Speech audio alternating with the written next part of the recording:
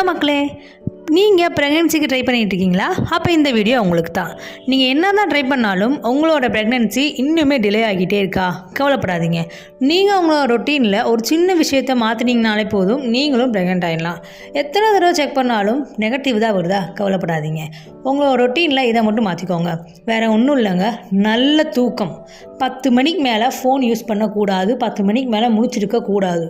நல்லா தூங்கி நீங்கள் எந்திரிச்சாலே போதும். ஏன்னா நைட் நேரத்தில் நீங்கள் ஃபோன் யூஸ் பண்ண நீங்கள் முழிச்சிருக்க ஹார்மோன்ஸ் எல்லாமே பயங்கரமாக டிஸ்டர்ப் ஆகும். ஸ்ட்ரெஸ் ஹார்மோன்ஸ் அதிகமாக டாமினேட் பண்ணும் உங்கள் உடம்புல.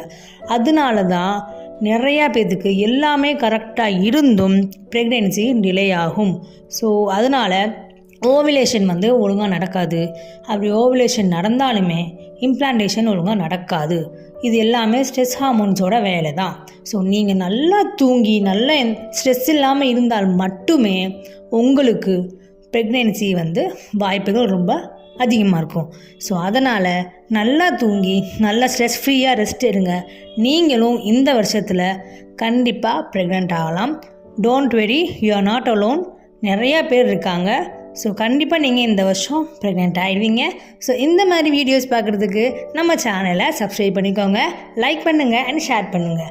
தேங்க்யூ ஃபார் வாட்சிங்.